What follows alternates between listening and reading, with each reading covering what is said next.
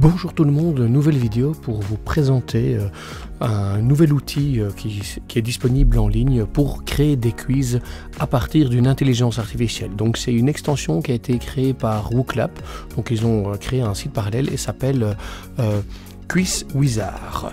Donc si vous cliquez sur QuizWizard, vous arrivez directement sur ce site internet-ci. Donc il nous permet en fait de générer des QCM, des questions à choix multiples ou des flashcards en quelques secondes. Ça prend quelques minutes et on va voir ça ensemble. Donc en fait, sur le site de WooClap, il vous explique un peu plus en détail que QuizWizard peut facilement vous générer du contenu en 3 étapes. La première étape, c'est on va créer le contenu. La deuxième étape, on va pouvoir le réadapter pour nos élèves en fonction, affiner un petit peu les questions et les réponses. Et puis on peut l'exporter sur la plateforme de son choix, en WooClap, en WooFlash, en Moodle, en Excel, en Word. Et manifestement, dans les semaines et mois qui suivent, il y aura encore d'autres possibilités. Donc voilà, c'est ici vraiment l'intelligence artificielle au service des enseignants et des formateurs. Donc on va directement se rendre sur QuizWizard. Si on veut s'inscrire et qu'on veut se créer un compte, on appuie sur le petit bouton s'inscrire. Alors il vous demande, c'est totalement gratuit, il vous demande de mettre une adresse mail et évidemment de mettre un mot de passe. Vous voyez que si vous avez déjà créé un compte, il y a le petit bouton se connecter en dessous. J'appuie sur continuer. Il me demande de renseigner certaines informations. Quand c'est fait, je m'inscris. Et j'arrive directement sur la plateforme de QuizWizard. Alors, première petite chose qu'on peut faire quand on est dans QuizWizard, c'est directement de choisir le nom d'une matière. Ici, on va aller en histoire. On va choisir le niveau d'enseignement, le primaire, et je vais prendre pour une 6e. Et là, je vais prendre la Belgique.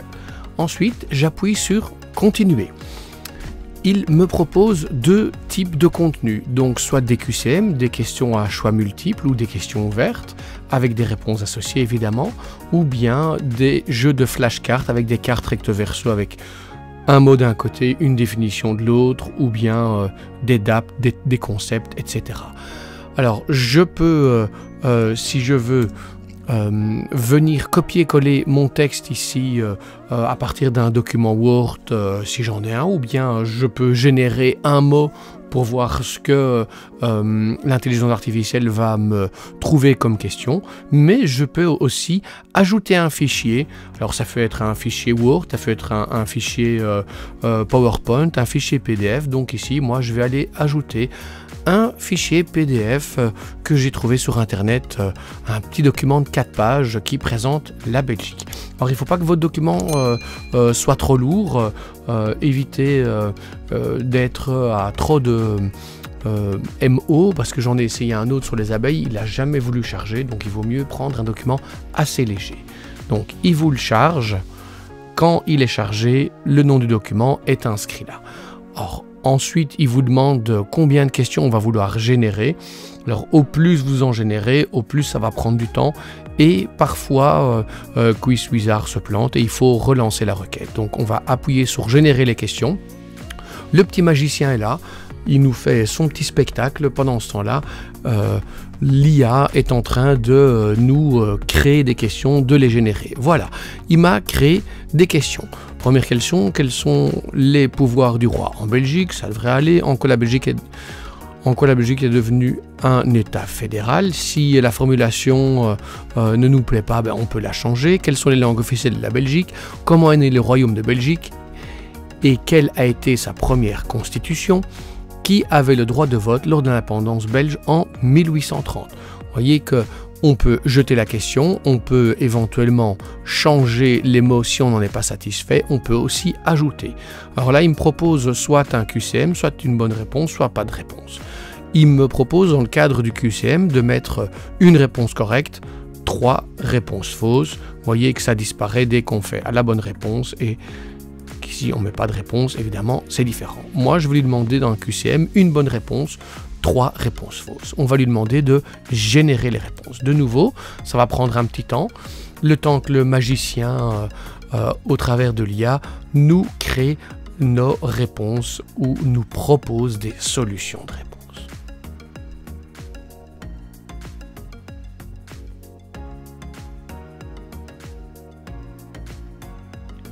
Voilà, malheureusement, le magicien, il a rencontré un petit obstacle, il n'a pas réussi à nous créer nos réponses, donc on va retenter le coup, en espérant cette fois-ci que ça fonctionne.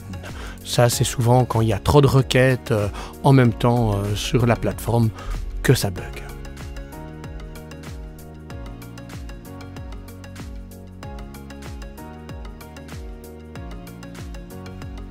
Voilà, il a enfin réussi à me générer mes réponses. Donc, quels sont les pouvoirs du roi en Belgique? Le roi nomme les ministres, commande l'armée et signe les lois. Ok, je pense que ça va dans l'ensemble. En quoi la Belgique est devenue un État fédéral? La Belgique est devenue un État fédéral à partir des années 1970. Alors, on va changer la question. On va mettre quand la Belgique est-elle devenue un État fédéral? Ce sera nettement mieux. Quelles sont les langues officielles de la Belgique? Les langues officielles de la Belgique sont le néerlandais, le français et l'allemand. Comment est né le Royaume de Belgique et quand a été sa première constitution? Quelle a été sa... La Révolution belge a conduit à l'indépendance du pays en 1830, suivie par la période d'établissement politique qui inclut notamment la rédaction d'une première constitution pour régir son fonctionnement. Quelle était sa première constitution? Ok. Qui avait le droit de vote lors de l'indépendance belge en 1830? Seuls les hommes âgés de plus de 25 ans qui payaient un certain montant d'impôts avaient le droit de vote pour choisir ceux qui dirigeaient le pays. Voilà, si on est satisfait des réponses, on peut les garder comme ça. C'est quand même important d'aller regarder les autres réponses. Tout à l'heure, j'ai testé ça sur le thème des abeilles et il m'a proposé comme... un des habitants de la ruche, donc des drones. Donc c'est de l'anglais évidemment et il voulait dire des faux bourdons. Donc évidemment il faut apporter les petites corrections. Donc on peut sauvegarder ici ce que l'on a créé.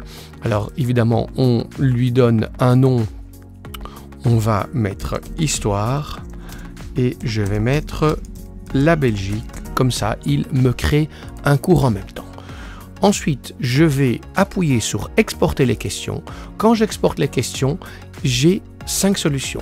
Il me propose d'exporter un fichier pour WooClap.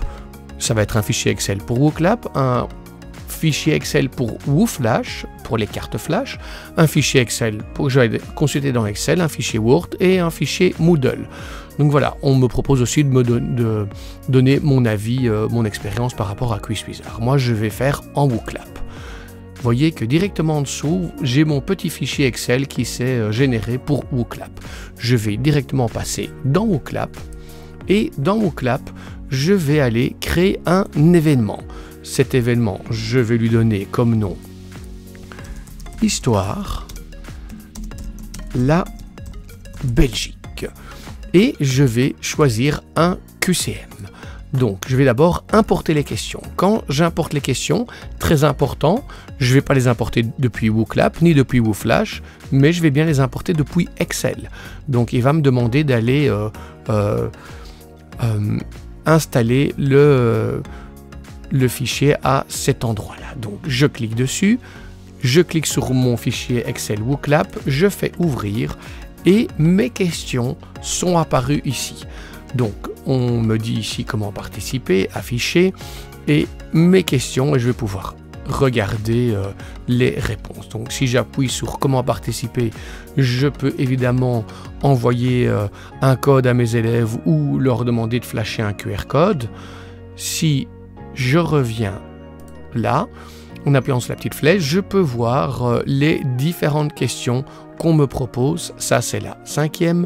Ensuite, la 4e question. Et ainsi de suite en arrivant jusqu'à ma première question. Je peux quitter, je peux faire exactement la même chose ici. Si je veux modifier quelque chose, j'appuie sur modifier, je peux changer ma question dans WooClap, je peux changer la réponse, je peux même mettre un petit son ou une petite image Et évidemment, je n'oublie pas de sauvegarder quand j'ai fait toutes mes modifications. Alors, dans Quiz Wizard, on a aussi la possibilité de changer certaines petites choses et de lui proposer cette fois-ci de nous créer un contenu avec des flashcards. Donc je reviens sur la thématique, j'appuie sur continuer et cette fois-ci je vais aller dans les flashcards. Je peux de nouveau ajouter mon petit contenu avec l'histoire de Belgique. Il le charge et je vais lui proposer de me créer 5 flashcards pour ne pas prendre trop de temps et pour être sûr que l'intelligence artificielle ne va pas faire un petit bug. J'appuie sur continuer. Il me demande quelle sorte de flashcard je veux faire, une date avec un événement, une œuvre avec un auteur, français-anglais, des formules, des termes avec des définitions ou bien des recto verso que je vais personnaliser. Alors, je vais peut-être lui demander une date avec un événement, je ne sais pas s'il va y arriver, on va tenter le coup, on va générer les cartes, les flashcards. De nouveau, le petit magicien fait son travail avec l'intelligence artificielle.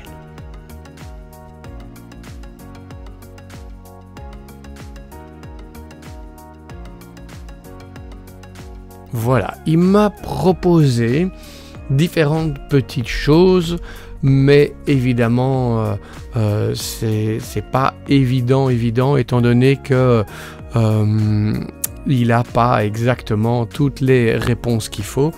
Il n'y avait pas assez de dates ici. Donc si on veut, on peut corriger ce genre de choses.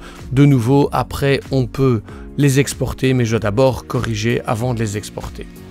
Donc voilà, on va peut-être revenir un petit peu en arrière et lui demander un terme avec une définition pour voir ce qui va me générer, si ça va être plus efficace comme réponse.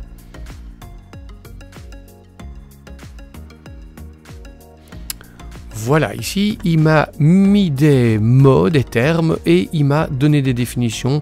Donc là, je suis déjà nettement plus satisfait de ce qu'il m'a proposé. Je vais sauvegarder, et je vais le sauvegarder dans Histoire de Belgique. Donc après ça, je peux exporter mes flashcards. Si je veux, je les corrige, j'en ajoute, j'en retire. De nouveau, on a compris le principe, comme expliqué précédemment. J'appuie sur exporter les flashcards. Cette fois-ci, je vais les exporter pour WooFlash. Il m'a créé un fichier Excel pour WooFlash. Alors, j'ai oublié d'aller dans WooFlash. Et évidemment, je n'ai pas encore de compte, mais le principe est le même pour WooClap. Je ne vais pas vous montrer ici la démarche jusqu'au bout, mais voilà. Donc, c'est un petit aperçu de comment fonctionne ici Quiz Wizard, qui nous permet de créer des quiz très rapidement. Voyez, des quiz avec des questions ou avec des flashcards. Et ça fonctionne très bien. Donc n'hésitez pas à vous lancer. Moi je trouve que c'est un outil qui va permettre de gagner énormément de temps quand on veut créer des petits quiz pour ses élèves. Et si l'intelligence artificielle peut nous aider, pourquoi pas l'utiliser et passer son temps à d'autres choses comme créer du contenu pédagogique et pas juste créer des petites questions. Voilà, j'espère que cette vidéo vous aura donné envie de vous lancer dans Quiz Wizard. Merci à tous.